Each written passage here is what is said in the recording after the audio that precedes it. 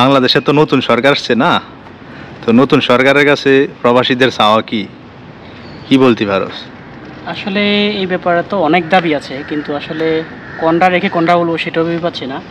তবে বেসিক্যালি যে একটা চাওয়া প্রবাসীদের বিমানবন্দরে যে হয়রানি, এই হয়রানি থেকে প্রবাসীদেরকে রক্ষা করতে হবে। আর দ্বিতীয় হচ্ছে যে লাগেজ কাটার যে ব্যাপারটা। আচ্ছা, এটা কিন্তু ডক্টর ইউনূস ওই দিন বলছিল যে বিদেশিরা আসে, তারা তোমার জন্য ইনকাম করে, তোমরা আবার লাগেজ কাটা অপমান করো। না না, এটা তো ঠিক আছে। আর কি ব্যাপারটা তো শুধু যে ডক্টর ইউনূস বলছে তা না, আমাদের যে আগের যে সরকার ছিল শেখ হাসিনা, উনিও কিন্তু বলছে, প্রতিশ্রুতি দিছে, কিন্তু আসলে কাজ তো বাস্তবায়নে হয় নাই। তাই আমরা চাই যে মুখে আসলে যতটুকু বলে তার থেকে বেশি কাজে রূপান্তরিত করে আমাদেরকে এটা দেখাইতে হবে যে প্রবাসীদের হয়রানিমূলক যে ঘটনাগুলো আগে ছিল, এখন 2024-এ এসে নতুন সরকারের মাধ্যমে এগুলা সব কিছু বহিষ্কার হয়েছে, নতুন করে কোনো এরকম উশৃঙ্খল হচ্ছে না। আর দ্বিতীয় কথা হচ্ছে কি, প্রবাসীদেরকে যে হয়রানিমূলক ঘটনা করে এটা তো আছেই, পাশাপাশি যে বিমান টিকিটের যে সিন্ডিকেট, এই সিন্ডিকেটের ব্যাপারে ডক্টর ইউনূসকে কথা বলতে হবে। আর যতগুলা এজেন্সি ট্রাভেলস আছে যে প্রবাসীদের থেকে বেশি টাকা নিয়ে টিকিট বেচছে, এগুলারে খুব দ্রুত আইনের আওতায় আনতে হবে, আইনের আওতায় সঠিক বিচার করতে হবে।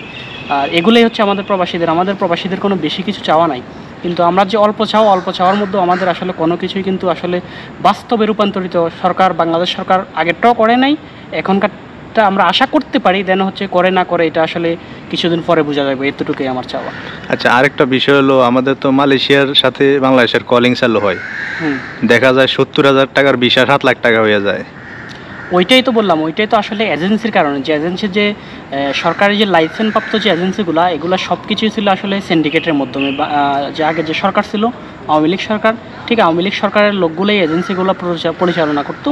তো এখন হয়েছে কি, যেহেতু ডক্টর ইউনূস হচ্ছে, আমাদের দাবি থাকবে ওনার কাছে কোনো এজেন্সি সিন্ডিকেট থাকতে পারবে না বাংলাদেশে, অন্ততপক্ষে প্রবাসীদের জন্য হইলেও এটাও অফ করতে হবে। যেহেতু প্রবাসীরা হয়রানিটা বেশি হয় সিন্ডিকেটের কারণে, সিন্ডিকেট থেকে দূরে থাকতে হবে। বাংলাদেশ থেকে যেই সরকারি রেটে যে ভ্রমণ করে বিদেশে, ওই ভ্রমণের টাকা দিয়ে যেহেতু ভ্রমণ করতে পারে, তখন হইব কি, বাংলাদেশ থেকে অনেক শ্রমিক আগ্রহ নিয়ে বাইরের দেশে যাবে। তখন বাইরের দেশে কাজ করলে টাকা যখন রেমিটেন্স বাংলাদেশে পাঠাবে, বাংলাদেশ আরও আগে উন্নত হবে, আরো এটা আমরা আশা রাখতে পারি। কিন্তু এটা এখন দেখা যাবে আসলে কাজের মাধ্যমে দেখা যাবে। আমরা এটাই সবাই আশা করি যে এইভাবে যাতে সরকার কাজটা করে, আমরাও সবাই উপকৃত হব, প্রবাসীরাও উপকৃত হব। আর যত সাপোর্ট লাগে প্রবাসীরা, আমরা তো রেমিটেন্সের মাধ্যমে তো বাংলাদেশকে আগে থেকেই তুলে ধরছি বিশ্বের দরবারে। আর এখন থেকে আমরা আরও চেষ্টা করবো যে বেশি রেমিটেন্স পাঠিয়ে বাংলাদেশকে নতুন করে রূপান্তরিত করে দেশের মাধ্যমে মানে ভালো একটা কিছু বই আনার জন্য এটা আমরা আশা করি। আর সাথে সাথে ডক্টর ইউনূসকে অভিনন্দন। অবশ্যই। আন্তর্জাতিক খ্যাতিসম্পন্ন একটা লোককে আমরা পাইছি প্রধানমন্ত্রী হিসাবে। আসলে ফাইলেই হইব না, কিন্তু কাজের মাধ্যমে উনি বুঝাইতে হইব যে হ্যাঁ, উনি আসলে মানসম্পন্ন। এটা ঠিক। ওইটাই আমরা। আজকের জন্য ভিডিওটাই পর্যন্ত। অবশ্যই। থ্যাংক ইউ ভাই আপনাকে।